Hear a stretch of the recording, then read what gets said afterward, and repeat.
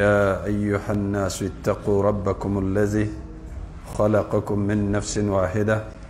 وخلق منها زوجها وبث منهما رجالا كثيرا ونساء واتقوا الله الذي تساءلون به والأرحام إن الله كان عليكم رقيبا يا أيها الذين آمنوا اتقوا الله وقولوا قولا سديدا يصلح لكم أعمالكم ويغفر لكم ذنوبكم ومن يطع الله ورسوله فقد فاز فوزا عظيما. وأما بعد فإن أصدق الحديث كتاب الله وخير الهدي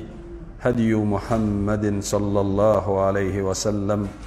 وشر الأمور محدثاتها وكل محدثة بدعة وكل بدعة ضلالة وكل ضلالة في النار. وبعد، الرحمن على العرش استوى كما أخبر وعلى الوجه الذي أراد وبالمعنى الذي قال وبالكيف الذي هو أعلم وما قدر الله حق قدره والأرض جميعا قبضته يوم القيامة والسماوات مطويات بيمينه سبحانه وتعالى أما يشركون. وقالوا اتخذ الله ولدا سبحانه بل له ما في السماوات والأرض كل له قانتون بديع السماوات والأرض وإذا قضى أمرا فإنما يقول له كن فيكون ليس كمثله شيء وهو السميع البصير. لا ينام الله تبارك وتعالى ولا ينبغي له أن ينام بيده القسط يرفع ويخفض حجابه نور لو كشفه عن وجهه لأحرقت سبحات وجهه ما انتهى إليه بصره من خلقه وقد انتهى بصره إلى كل شيء من خلقه وله المثل الأعلى في السماوات والأرض وهو العزيز الحكيم. وهو الذي إله في السماء وإله في الأرض وهو العليم الحكيم. علم ما كان وعلم ما يكون وعلم ما لا يكون لو كان كيف كان يكون ولا يحيطون به علمه ولا يحيطون بشيء من علمه إلا بما شاء وسع كرسيه السماوات والأرض ولا يؤوده حفظهما وهو العلي العظيم. فالاستواء معقول والكيف مجهول والإيمان به واجب والسؤال عنه بدعة ومن الله رسالة وعلى رسول البلاغ. وبعد، شرح عمدة الأحكام للشيخ عبد الغني المقدسي رحمه الله تعالى. الدرس الثالث بعد 100 وشرحه فضيلة الشيخ محمد بن صالح العثيمين رحمه الله تعالى. الحمد لله بالمو أنغا مسبين مسكرت عليه أنغا تنو أنغا ولي نماندو أنغا فو أنغا بركدا أكنمي بلبلي باولا ناكا فسمان ديا باولا أنكا ناكا هنولا منو فنغاكا غرين حكلو كجغبولي ما منو كچان نيو كجاتلما أني جاتلك بغاو أني جاتلك فهم كجاتلما سبين أمباد دي كيشي أن النمي أني جورو سانغروت علي أكوك أنغا تشيدين بركما بني نو يا لكرا محمد صلى الله عليه وسلم جورو لا أمد لي كمين يغن كدام فين كاكو عنيه بسيريا كافو باتو ماتي مني تشيا باتو كاكا ني الله سبحانه وتعالى كلنت كسيريا كافو لكرا محمد صلى الله عليه وسلم مسات على أكتشيدين دو أي تشيلا كان لسي إنافو أكاكا cogoya mina o temelen kɔfɛ an bɛ umda sharhu la walanda 103 karamɔgɔkɛ Abdul Ghani al-Maqdisi ale ka kitabu do. karamɔgɔ min y'a sharhu kɛ o de ye Sheikh Ibn Uthaymin ye rahimahullahu ta'ala.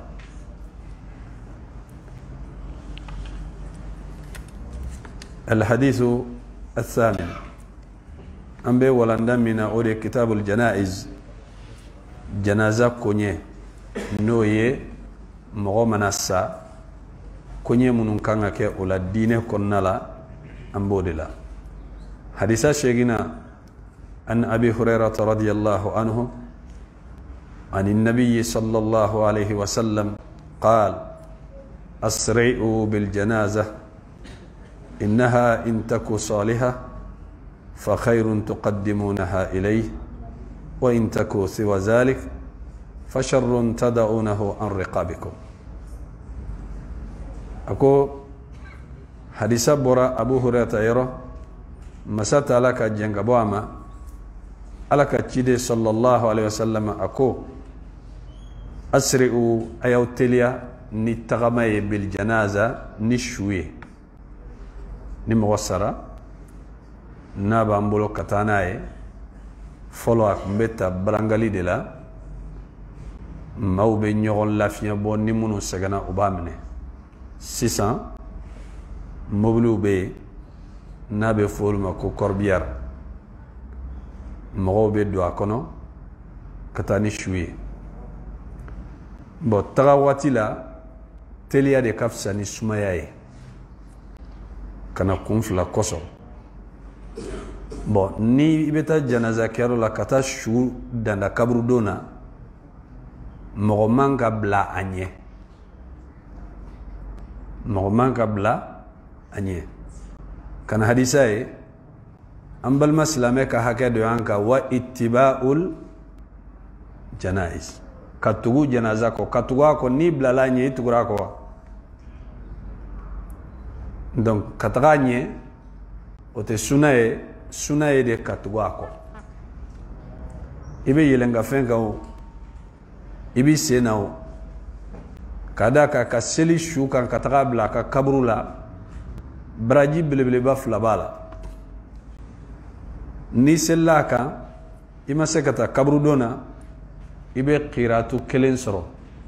uko qiratu baraji bina fo odi kulu nyogo qiratu kelen odi kulu ni sera madina iba la ye finya da ita saka fo ko nya dai o nyogona baraji kelen ni tugura ko fene katana e ka do dinge kono iyo nyogona flaso abu rata kumbafo naye ni hadisa ingala ko qiratu joli tara kaunda kana fo kone be ni shuyi ndonte ni ndo ni mo ye nube katani shuyi kabru do na dro ni islam do dro tuguko iba do ita do barajid lonen tola barajid lonen do re ika tuga ko katabla kabru do o do be sega ke itte matola iya ube ka do ni shuyi kabru la ibi ka moto jo wali ka mobli jo ibe do ka farauka amana chaya miniti tante ibe nim baraji bayin cheki to iga moto bolla wali be nim baraji bayin cheki to iga mobli bolla ibe shudo dore betani sem fly iba tigila mo do ita don ibe baraji soro nga ni hadisanna alakra ko sallallahu alaihi wasallam ako shu angan teliyanaye muna olla doni gelaw ko ni mo sara amanga blaka kono akame foni dorrana nanaye de foni dorrana nanaye meni dorrate ni mo ko ni sara akakan ika wasu kan gono ni be na sebeni minke ka bla ika seben ka bla ni sara ma kanan sugarre ka me makanan sugarde kame kadaka sugarde li kame toro bala nafa bala la krabe no de kun fanye sallallahu alaihi wasallam ako ayaw teliyanay innaha in taku salihah nakara ninyana mayeshu nyana mado jommin ni jonyana mado ala yoro فخير تقدمونها إليها هر دبانية نوبة كاوتيليا كتاب لا كهر لا مو كان اسمها هر بارلاوا إما اسمها بناي شوب لا كليف لا كليس أبكي نهر تيجلا مو أبي كمونك أبي كالا اسمها كتاعا كهرما abe ka do anaka herece ashu ka tagaddu odi nafa kabbo katme kada bon bibina ni fama sara fama shube mede olu shube me do tere bese ka dogo kungelenge bo omay abese ka bla ni dorura kodo me ka protocole na doyro na boro chaya nyumante koy ni shu nyenama do ala karaka kumayna sallallahu alaihi wasallam abe ka do atigla mogo ni aka herece kada ka ni shu kara shu nyenama e atato aka kabrula abe munde fo qaddimuni ayateliya aba bolo mais abe ni min fo awteni mede ni ala karaka kuma de sallallahu alaihi wasallam akoni shu nyenama e shu yere de ba fo qaddimuni ayateliya katani ngani shu jugudo aba fo ya waylaha enni tabone aina tazhabuna biha abitani yemi yae izen ala kra ko sallallahu alaihi wasallam anga teliya ni here do ambala se aka herema oye kundoye ako wa intako si wazalik na yasro shunyumante fasharrun toro de do tadaunahu arriqabikum abanyuni kabo kanga toro de do abaka toro nyuni kaboka obaira ni sugar de la ni jugudo nyinama ubese ga toro soro shuina hadisen boira ba anga toro ko beyede ko fan yere nyeka mi ay ni ala kray mi fo sallallahu alaihi wasallam balmo toro chama sigile no kam go kono chama me mo soro ite bo na to kalama ko ite bo na to kalama ita na to ye mani chide mi fo sallallahu alaihi wasallam ango ke ودي كفسة إذن نشوي شو نينماي أبا تليا كتادي أكا هرما نشو جو يرفنه دو أو يرفنه بي أو يرلاجيا كبوا كتورما ولا سا كتورو كناسي أو ما ni antara نشوي كبرولا مغو بمين كبي كتغما كبرو سانفه فو بولي أيو تشكو دون ده ayla kabru sanfe wala ki siga sanfe problème bele ba de ba no fe mais mo chamante ni koloshi bi do reta do ko jugu redo lakra ko sallallahu alaihi wasallam iki sigi tasuma kiseka akika fini sogo ki far sogo jeni o dakadi la iki sigi kabru ka hadisa kanama do muslim ko kabru mo de ka sode ne sigaka abe muira seta ya ka fo kika uli koy ngaslame bunyalendo wa nyenama hala salen ko fe ala kelendo ka defensita inna allaha yudafi'u anil ladhina amanu ala be mu'minun defensita mu'minin nyenama wa defensita leno ashuo a defensita leno izen ola nando na kabru dona anga nin koloshi katagama katai jo fikaye jako ya doa jako yate ni shuka mgobe no lu bese ka ala se dingela ni srate ye no fo yelenga ke kabru ka dorwa be yele nga obe daga joni ye atakabaw ani munun kanga ala jigi dinge kono munde ba daga uluye dorura kada ka sira wɛrɛ tɛ fo ka yɛlɛ kaburu de kan olu ta o diyakoya ye mais e min bɛ t'i jɔ ka lajɛli kɛ dun wala e min bɛ t'i jɔ i tɛ bɔgɔ k'a kan i tɛ na baara kɛ k'i jɔ dɔrɔn ka filɛli kɛ e min bɛ yɛlɛ kaburu kan e ni problème de bɛ ɲɔgɔn na dɛ o la i ka jɔyɔrɔ ɲini kaburu don konna la ibi joyeno hal na ya soroni yenkaja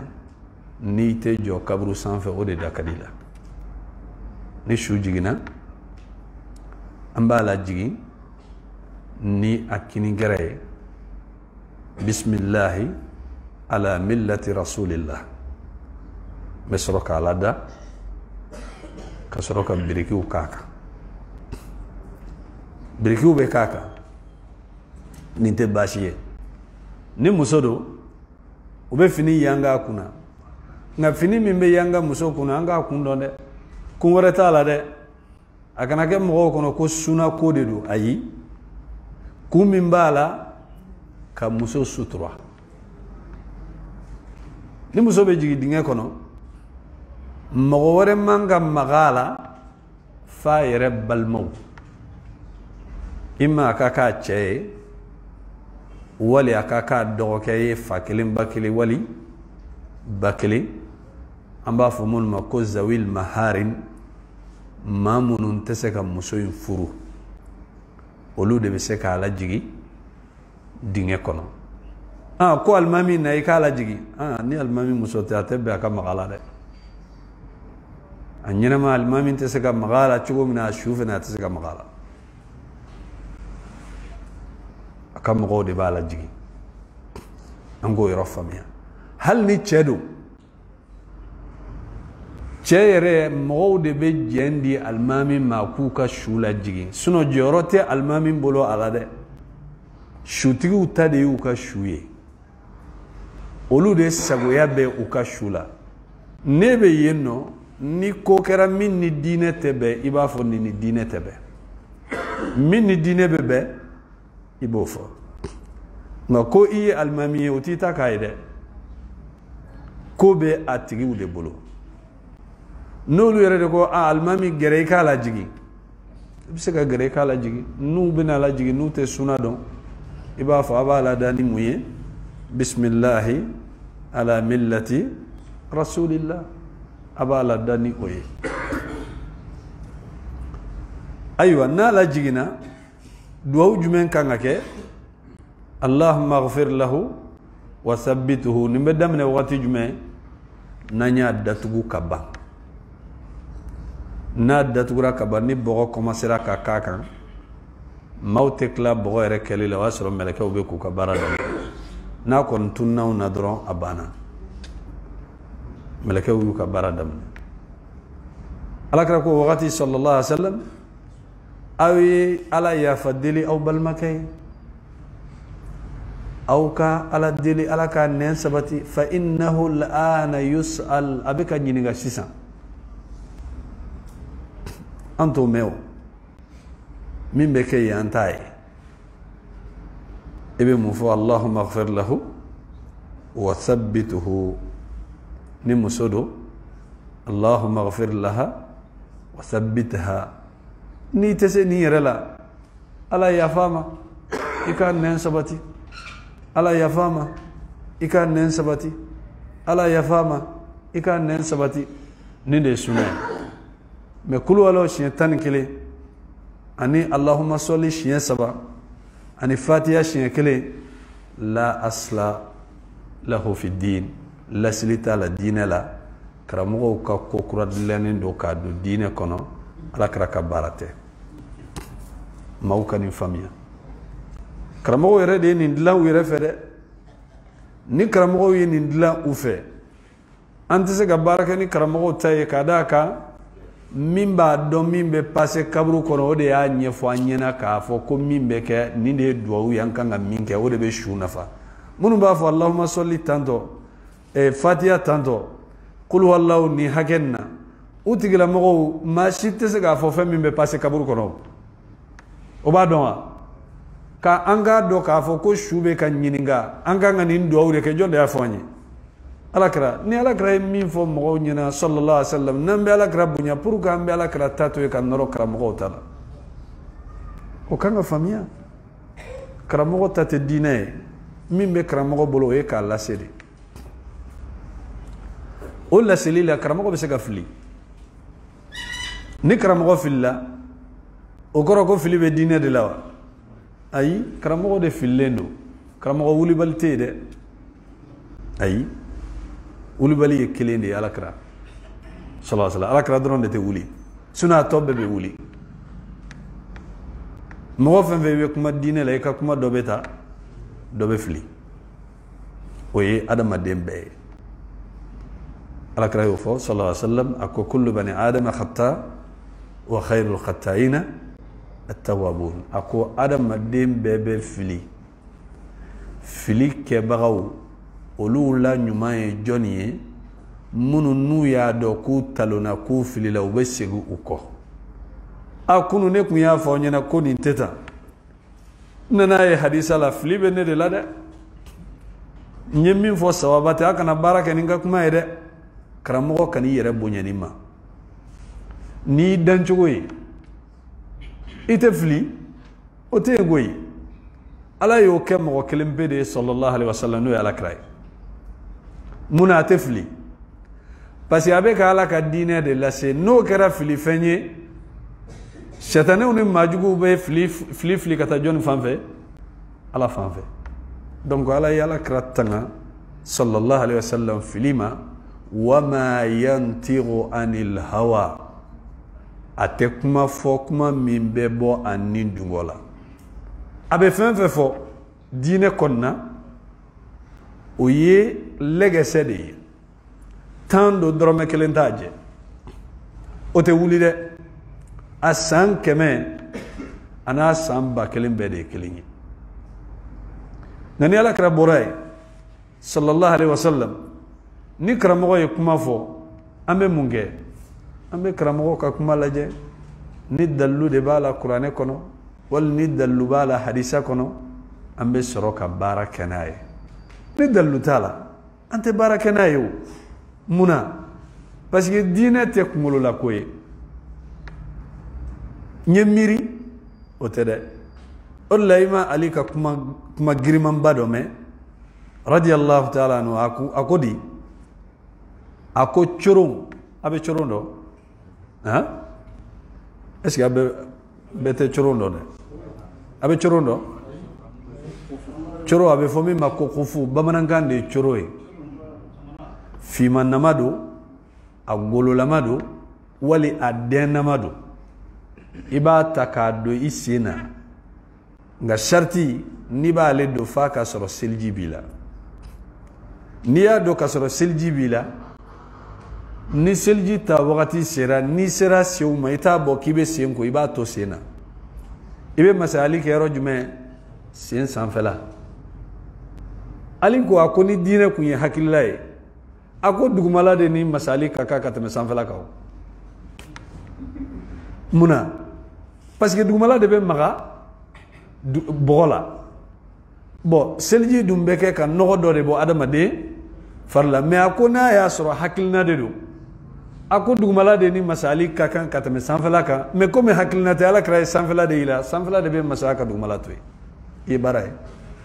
il faut qu'un gars d'une famille karamo mana fin ve foigné karamo ngania be seka ke akan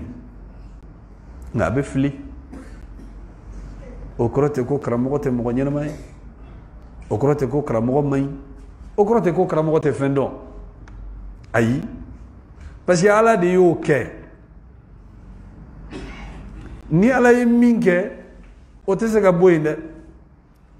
izen ni karamo filla amba foko ni karamo ka filide anga temenna anga barakani sawabaye izen ola qul wallahu shaytan kele qul wallahu shaytan kele fatiha shiya kele allahumma salli shiya saba dallu taala da ni mo yake ye barafuke kele flana adone ko fe ni tugu kake ole de ka baraji soro be jurumu ne soro muna parce que tugu ka chiden fongo nyoya ikumba ka itado ni mo te fem do ala bi minama la ti minama te fem fe do ala ti minama na donin ko fe ka fo koni te chiden ka trasrai ala gray mun fo sallallahu alaihi istaghfiru li akhikum aw ya ala yafadili aw balmakay wali aw balmamusoy وصلوا الله له تثبيتا أو على دير على كان سبتي فإنه الآن يسأل أبيك هنيجا سيسا بقول والله جورج منا اللهم صل جورج منا الفاتحة جورج منا نيفنجا جورو نيفنجا أنو أيرولا أبي نفاني واتي نفاني نيا كيرولا يرو منا مانجا كيف كبارا فودي كيو أتي نفافوني إذن أولا على كذا حديث النبي صلى الله عليه وسلم أكو من عمل عملا فليس عليه أمرنا فهو رد نمغو موي بارا وباركة كسر إما بارا إنت أنفه كسر أمي بلالا إكا بارا إن كرنيندو إما على باس سجيما نيالا يفن سجيما وكرو أما سؤال الله ده وكرو أبانيندو على نا بانيندو على يبارا تشيني نكى هل نيتادو وكرو تكيب براجي سرو ala bi to ne parce que ta don mais ni ba don a kirnendo ima jurmun fana be sebe kada ka mamni tugu ka feminge ibe mine odema ngani mi tugu ka koko ke shariati mine oma angani yoro angani koloshi ni fini meta musokuna kumi mbala oye muyi kumi be ka fini ta muso kuna an gode ka sutura dɔw be fini ka lamaga fini lamagali est-ce que kun de b'a la wa ayi lamagali dɔw hakili la ko suna don suna tɛ fini be banba muso kuna balima minnu be duguma n'olu be ka muso labɛn kaburu dingɛ kɔnɔ hali n'olu ye yɔrɔ dɔ ye olu ni kɛnɛma mɔgɔw tɛ kelen ye fini min bɛ ka banba kunna kɛnɛma mɔgɔw tɛ na o ye u bɛ se k'a sutura joona yanni kɛnɛma mɔgɔw ka o ye bon lamagali in kun ye mun ye ni funteni bɛ fiɲɛ ka don u kan mais kɔrɔ wɛrɛ t'a la dɛ kɔrɔ wɛrɛ t'a la ni muso balimaw dɔrɔn de b'a kunna ni cɛ wɛrɛ tɛ ni zawil maharimu minnu tɛ se k'a furu n'olu dɔrɔn de bɛ kaburu don na fini kun bɛ wa fini kun tɛ izin ko ninnu minɛ cogo min na an k'o faamuya o cogo la وعن أبي موسى الحديث العاشر وعن أبي موسى عبد الله بن قيس الأشعري رضي الله عنه أن رسول الله صلى الله عليه وسلم برئ من الصالقة والهالقة والشاقة يا ni hadisa yang kan infamia de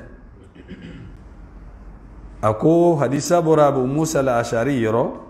ni Abu Musa al-Ash'ari akan kun kadi ko juguni Qur'ane ala kra kun biju aka fenetri de ko fe sallallahu alaihi wasallam aka Qur'ane kala lam tellement akan kadi don la chauffé ala kra iju aka fenetri ko fe avec aka Qur'ane kala nam e ako Abu Musa al-Ash'ari ma ko ni kunyi shuro ngumbe ki ka Qur'ane kala lam Dauda ka kanja srado ala ye dodi mala ikan kadi de e ako ala kra ko ni kunya do ki kumbe kan lam kumbe do faraka ngumba dulan tuguni izen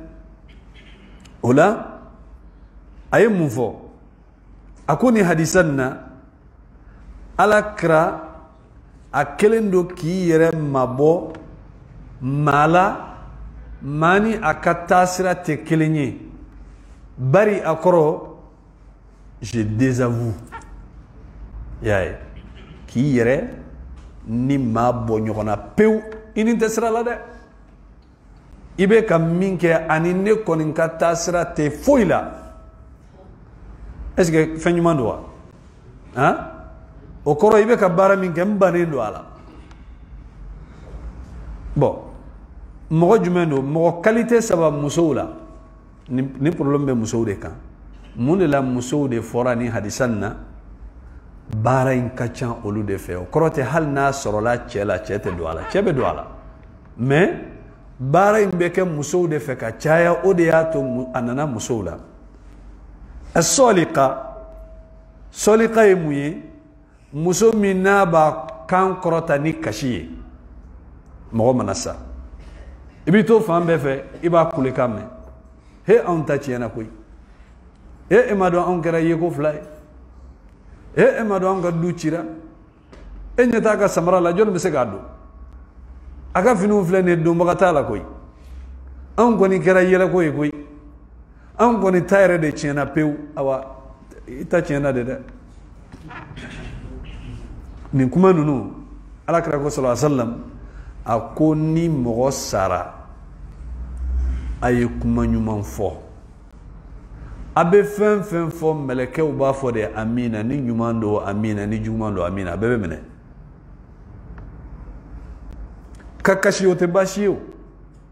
ɲɛji ka bɔ o tɛ problème ye n ko alakira yɛrɛ kasira sallallahu alaihi wasallam alakira yɛrɛ denkɛ alayhi salatu wassalam Ibrahim a ni minɛna k'a to alakira bolo alakira bɛ k'a lajɛ a ko ya Ibrahim a ko inna al-ayna la tadma wal qalb la yahzan wala ughni anka min Allahi shay'a a ko Ibrahim a ko ɲɛji bɛ ka suru dusukun tɔɔrɔlen don dusukun kasilen don nka n tɛ se ka fɛn bɔ ala ta la dɛ wala naqulu illa ma yurdi Allah an tɛ se ka fɛn fɔ f'a ka sɔrɔ fɛn min ka di ala ye ni alakira de mɔgɔ yɛrɛ den nin ka bɔ i bolo o ye kɔlɔkɔlɔ gɛlɛya ye o ka gɛlɛn nka alakira ɲɛji bɛ ka bɔ sallallahu alaihi wasallam a ko den ma n tɛ se ka fɛn bɔ ala ta la ala de bɛ k'a kɛ ala de bɛ k'a kɛ nka n tɛ fɛn fɛnɛ fo fɛn min ka di ala ye ka kasi baasi t'a la nka ka kule a tɛ bɛn dɛ k'i yɛrɛ danga a tɛ bɛn dɛ ka kuma juguw fɔ i n'a fɔ an bɔra ka kuma minnu ɲɔgɔnna fɔ ni mɛlɛkɛw ye nin amina dɔrɔn i mago sara ni mɛlɛkɛw ye nin amina o y'i mago salen ye o kɔrɔ i bɛ min fɔ anw ka du cira ni mɛlɛkɛw ko amina du bɛ ci wa a tɛ ci bɔgɔbɔgɔ a bɛ ci ka d'a kan mɛlɛkɛw ka amina olu ni mɔgɔ ka amina tɛ kelen ye dɛ n'olu ka amina n'i ka duwawu yɛlɛntɔla bɛnna ala b'a minɛ olu ka amina de kama parce que u tɛ ala sɔsɔ kɛ o de la alakira sallallahu alaihi wasallam a b'a fɔ ko n'an bɛ seli la ni alimami ko ghayril maghdubi alayhim wala dallin an bɛ k'a fɔ amina a ko fa innahu man wafaqa ta'minahu ta'min al malaika ghufira lahu ma taqaddama min zambi ni maa min ka amina ni mɛlɛkɛw ka amina bɛnna jurumu o jurumu tɛmɛna ala b'a bɛɛ yafa y'a ye o kɔrɔ kunnaja b'i sɔrɔ ni mɛlɛkɛw ka ko de bɛnna bon i bɛ ka kuma jugu min fɔ ni mɛlɛkɛw ko amina o y'a marquelen de ye koyi a tɛ segin izan a ko wal haliqa haliqa ye mun ye muso min b'a kunsigi di wali k'a kunsigi bɔgɔti saya wagati ni masiba y'a sɔrɔ a bɛ se ka kɛ saya ye a bɛ se ka kɛ masiba ye ko dɔ nana k'a sɔrɔ tellement a digira a la a bɛ sin k'a kunsigi minɛ k'a bɔgɔti k'a yɛrɛ kunsigi minɛ k'a bɔgɔti o bɛ se ka kɛ a ye ciseau ta sa o a ye fɛn wɛrɛ ta sa o k'a yɛrɛ kunsigi bɔgɔti k'a yɛrɛ ɲagasi k'a yira mɔgɔw la ko masiba kelen don k'a sɔrɔ alakira ko i n'ale tɛ foyi la nin ye mɔgɔ min ka baara ye i n'ale tɛ sira la bon ni masiba ye mɔgɔ sɔrɔ jɔnni de y'a jigi i kan e hakili la ko mɔgɔ bɛ yen min bɛ se k'a kɔrɔta ni ala tɛ de ayi n balimaw wallahi ni se tun bɛ adamaden ye problème tɛ mɔgɔ si sɔrɔ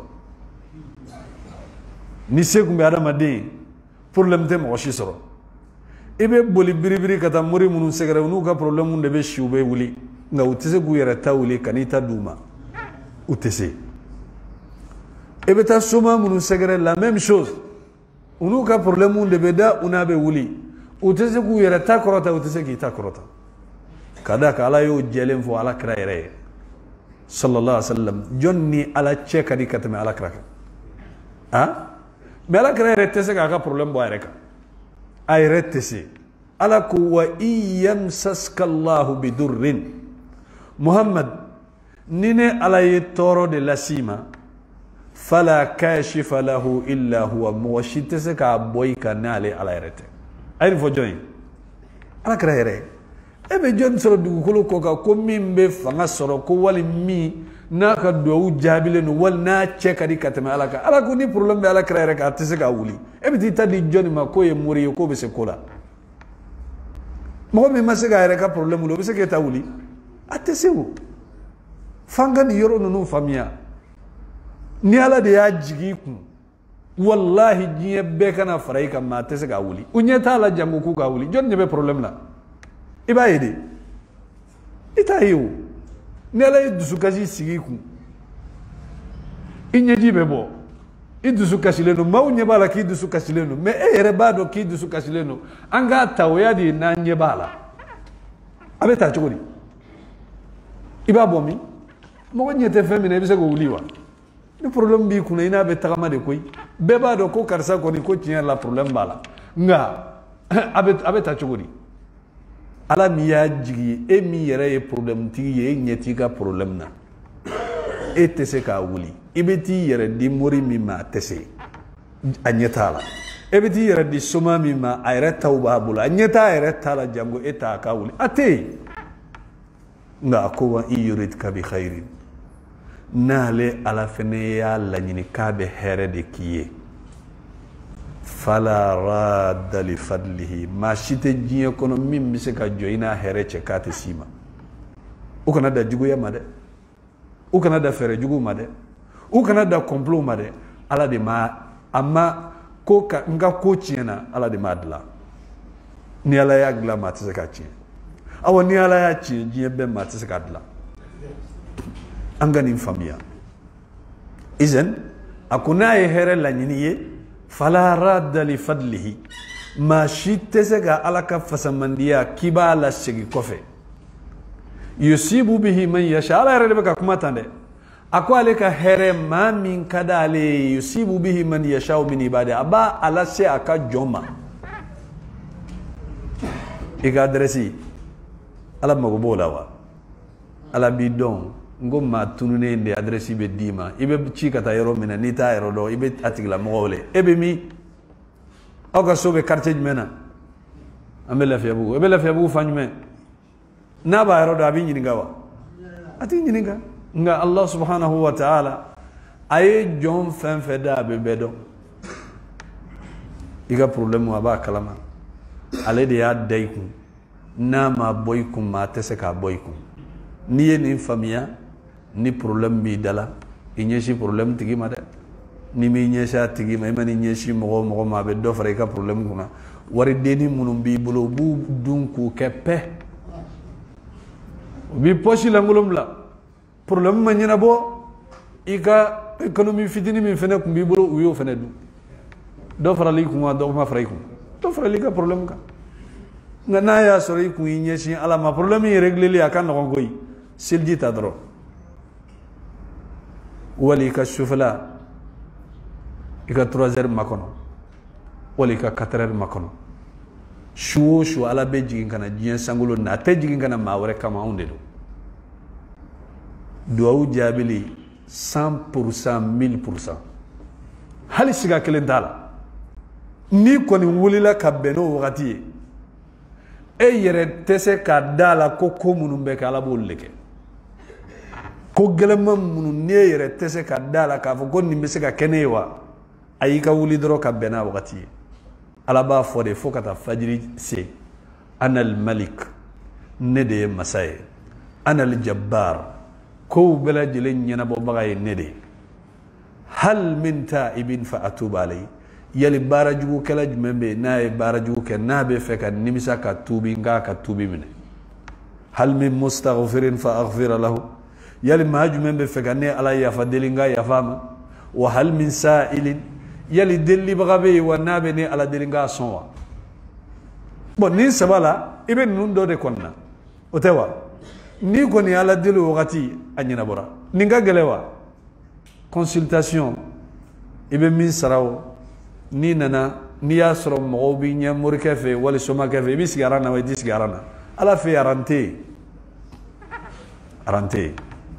parce que aran yedde se bagato barade ma min te se ka benyana bo arante ala fe wakati kadi ibe se ka do aleka wakati kadi ibe se ka aleka da kongo awa ni ka waru duna kabba na dona ko warti bulu murike mana do kido iba sorowa ha ite donde parce que bara keriye ka waru duna kabba jigiya te tuguni ko ni bara keriye be se ka fensara ite dongoyi soma ke ofene fe chogoya do ni alama farika yare ibe tamashende kuna ye chenye ko logi blemantigi akana dayala nyede wal nay musokrobaye akana dayala nyede mina tamashende dawma na ale koni nana dro aw kana so akado pew meninte ala fe ala ka dayala lendo sufarat leka ala yare de be klaki wele kona ni be banila nete bayila wole ni ma nyina bo bakate ni mangele ngoy be wuli ka silji de takas no tige ka boy nyela ki ka tapida ibi fle anye koro ala ni ma nyema tagarote na rote koy ma shide te se ga nyina bo nete awa tigi flate ne ete koy te tayro wore koy e fende do awa e fena be nyina bo de abe nyina bo parce que ala ben de no fe jonga e donga foka tigi ala aka son jonyama sino ala be mako munu nyanye feunde do ala bolowa fe fuite ala bolo ka milliard di ma be mun cin ala e fui e ki nyeji cheki ga problème no ya abe mun cin ala e fui ay nyona milliard nyeji cheka fenduma o ma fembo aka kola e fene ga problème de régler li obe mun cin ala e na be min fedro ikana adeli dron abana flate ako ya ayyuhal ladzina amanu aw mu'minu liman yara ista'inu bis sabri was salah ay aw yaradame ni sabali ani seli inna allaha ma'a sabirina ala bika fara sabali bagawka amana gele chogo ni masiba isoro uli dro ikasili ibe do seli la yani katla 50 kilo min kumbi ko la bajigi ibe kayna fo kima delika fin reta ema ni mo way chauffeur selige ni dugube jabe kina fo ko moteur do de bila moteur croix fibe pampa yerama ni soja do bi soro ibi yere ni ngan ni soja borami ay ala be ko munu régler chauffeur lu te régler ki le fait ibla ni koro izen ako wal haliqa washaqa we muso jume muso min baka finu farafara ni masiba kona na fale dro bisinga yere to san fedro ki yere bla duguma baraw abaka finu farali damne do be lamu yere ta ku ka finu farafara ko ka ira ka fo ko dusu kasi banka ni ka finu farafara ye ko la se jonma jonme kala ka kala ede bita kala de kala li songo fudowa na kara fuye funi ni tayre do be nyogondo de sune be warde bo no yerete farali be finin do chien o tese gal laben tuguni ezen ni mashiba mo soro ikanga mufo ala islame ka nyina maya bedlan perdite ala krako sallallahu alaihi wasallam ako ma min abdin ako jonshidete tusibuhu musiba ni masiba de batigi soro fa yaqulu inna lillahi wa inna ilayhi rajiun katigi la mo ba fo ambe ala de anyi ala ka jonde min kada e wode beke ambe segi kata ala de ma allahumma ajurni fi musibati ala ni masiba mi soro ikanan fo abaraji ko amba fo chogodi ajirni de wa wala ajurni de do ha ay kuma ganye de ajurni de do wa ajirni de do ajurni de do munya ka ajurni arabu kando ni ko ajirni iyaje ma caman ben de fonga wote bo kalama Allahumma ajurni te ajirni ko rede nkishama ajurni ko rede mbaraji alan sara ala ya ole de kala dilika ka baraji di me ba fa alan kishi baraji ma izen kuma nunu angu nyenyi ni ku nyedo kuma do lebe duwa ke ko ni ga duwa ka te ka jabi ibe ka fona fo chugo yiwa izen ako Allahumma ajurni fi musibati niko ala nimma shiba mi yensoro ikan sarala ikanan fo baraji ko wakhluf li khairan minha ala mashiba mi yensoro ika hera dobla no la min kafsanae ako o manake illa ajarahu Allah fi musibatihi natigla mo ni do en fo limania ala kra ko sallallahu alaihi wasallam ko te ke fo ala ka tigla mo sara akam mashiba la kile wa akhlafa lahu khairan minha ala be hera dobla place la perla mina min kafsanoi bon e kana blay kuna doro ko ni ken mesro chogodi akedro salama amena ka hadisa la donna tawla insha Allah alaikum yem waya kumba chefe kojugu Abu Salama abina ke den kundo wi nyogon kanu kosobe afurulama jogo kan dine kan u ka relation kan fo kata se chain sayama nani mashiba Abu Salama sale ala kraini ndo fo Salama ya fo Salama kumbe ka fo ala bena joni bla Abu Salama no la min kaf sanai wala ala bena so jumende nema so mim nine bene o kanu katema Abu Salama ka soka ale re kon be ka yare nyini galno abe bo min kala mala kra de ya nyini furula sallallahu alaihi wasallam ala kra ya nyini furula ako ala kra sallallahu alaihi wasallam akonne koni in korola de la kra ko sallallahu alaihi wasallam ne ka koroniye akombe kele ya de akombe ala deli ala ka dobi ka kele ala o korote ka be bampeu ni kele ya bana da madene te ka foyi kada ka kele ya de be dusudo mo ko no ibe ko nyumanke ma fo kele ya hasidi alama de ay ma fo kele ya hasidi alama kata anyenyi ni moru ni soma o fe o ma fo de o hasidi o te kele ay nga kele ya de bato mati yere labla ibe dusuta ifene be ko nyumanke no kele ya te do fenteo ni kele ya bori la o yichene ni izen ako ne deun kacha akombu farantauka alakra sallallahu alaihi wasallam aya furu ngai ni furu sababu soroni muye akaduwa na kun kashira ka redanga kaka finum farafara ka akunsigu tege abeni sorowa ateni soro izen ola anganji jani mashibana na mogo kana koke ko minni amanka ebena fenfe ke otena ato ala yimi latige ko be boye ebena balawu kura wore do de lase irema o balawu folo e femiye ka singa perdi mashiba in baraji bela yani ka baraji soro ibe perdi ya baraji la o la ala kra sallallahu alaihi wasallam tale kabru dona anana soro muso do jolendo aden kabru kuna abeka kashi abeka kuma ufo kuma munu mai ala kra sallallahu alaihi wasallam akwa ma ko muso ma ko kanani fo ako nyuma fo muso ngo ni ya ibe kuma ne fetande mi ne soro de ya to ibe kuma ta ata do ko ala kra do de sallallahu alaihi wasallam bara in kelen ko fe katme wati mina mo na na fanya na ko iski kuma ra mo mi fe ba tigi do akoy ko yikumbe ka kuma ala ka chide ne feta muso ko atara la kra fe sallallahu alaihi wasallam o ya soro mate mi be ala kra ka da garde ka fo kina te se ka nyokoy alayhi salatu wassalam ay ako ala ka chide ako ngumbe kam mingem kuma dongoy ala kra mun faye ako as-sabru inda sadamati al-ula sabali nafa bala de ayi soro wakati mina ibe sabali wakati ngaye kan nimisa ya te foye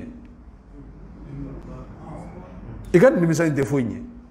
kada kan ne kumari fe wakati mina ni kuyenga kuma lame ka fonta donde nyato alama akumbi nafa me yika ko ke ka bay desele wala foliye a ko nyato alama ay desara de desara de izen ola ni koye mo soro kana jawli kana girngire har ni jawli lay jasi kada kan ni ko min tamni ka don ta ka ja ko yadu jabe wuli adama de ne kuma dula nyebe ble kuma dula ni mo were mi mi ne bebi olu bi la sigi na mana ke chugo nu ila sabali ikala sabali min ka gala dro e kuma de kana tele aka kuma mashiba wakati kada kan ibn singa kuma do fabi ka ko beki ibn koko ka kofe iyo kuma kele min fo kele ndo ki ka ko be do jila zenni mashiba nana adama de me sabali aba bulo da kan fo mashiba in kan noya dondo ko do fitini do problème mo soro abeta donde fo kata ba ngay be fe akabba yoron gele jogo mina ni ko tigi ma ola nyina atekeda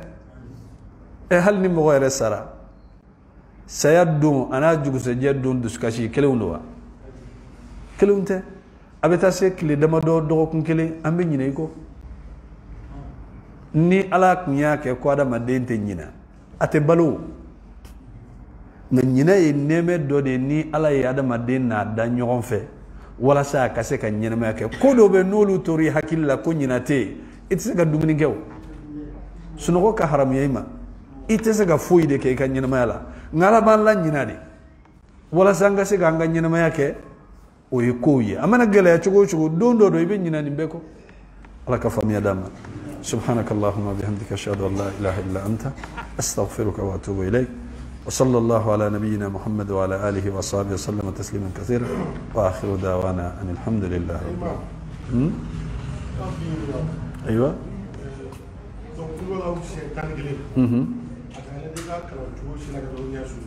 أي.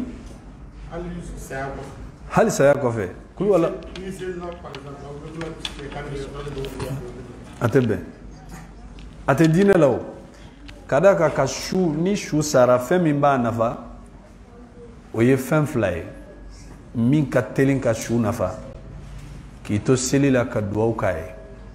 wala ka sarati boy bo fem ve dine ko yi nin kai ni mai ala kra de bo fan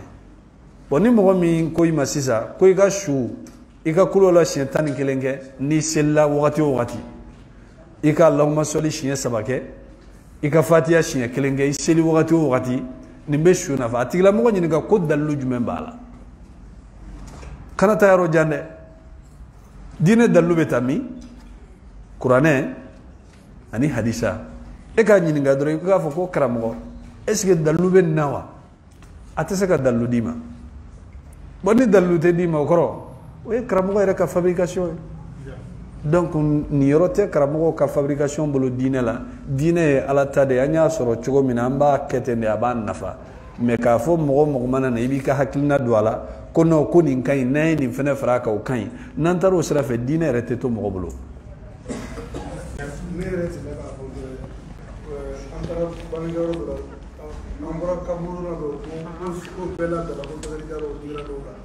no mo me mo da la be mi kai siga ni do la ko e ko ni wa jo ko da nda ko da mo mo jo aywa nibete me kabru dona dalu tashila do kodi o ye yoro kadi hali dali kadlanga bisega do ki ka shuye e ala ikahinem fashula wala ala ikahinem bashula o bisega kay dali ibe silila ibe tagamala i hagli mana jigi ka shula wakati ibe sega do ke ibe ala de deli pour que ala ka here do la sama o dlonente wakati ko ni yoro ko law la